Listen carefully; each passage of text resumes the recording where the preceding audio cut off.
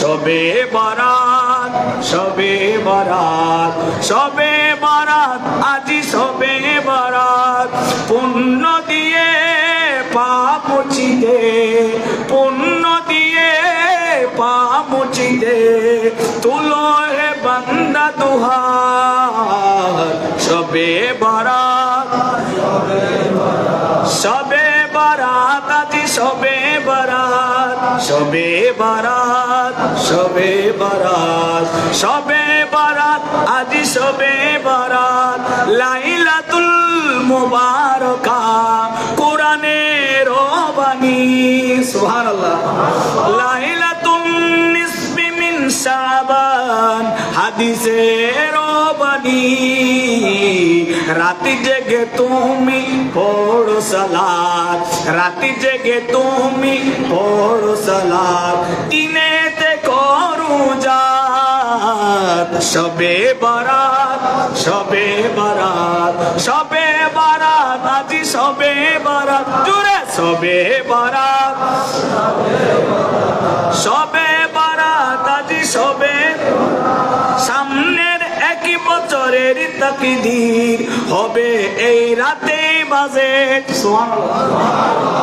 আগামী বছর আপনার তকদিরে কি লেখা রয়েছে? আগামী বছর আপনার কি মৃত্যু হবে? আগামী বছর আপনার ঘরে কে জন্ম নিবে? এগুলো আজকে রাত্রে বাজেট হবে। এটা আমার মুখের মধ্যে হাদিসে পা, সুবহানাল্লাহ। আজকে যারা শবে বরাতকে বেদাত বলে যারা বিমুখ হয়ে রয়েছে, আজকে তারা বাজেট থেকে বঞ্চিত হবে, রহমত থেকে বঞ্চিত হবে, ঠিক কিনা? এই জন্য আমাদেরকে আপনাদেরকে সকলের উচিত আজকে ইবাদত করা। এই যে আমি কথা বলছি, আপনারা শুনছেন, অজানা বিষয়টা জেনে গেছেন। এই একটা জানা পুরো রাত জেগে ইবাদত করার সমান। এখন অনেকে আবার এভাবেও আছে যে হুজুর ওয়াজ করছে, মিলাদ করলে আমরা মসজিদে ঢুকবো,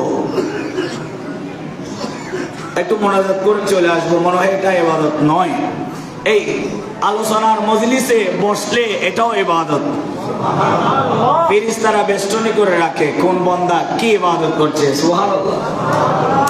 সামনের কি বছরের তাকদীর, এটা বন্ধ করে দেন, আমার ওই গলাটা চলে যাবে।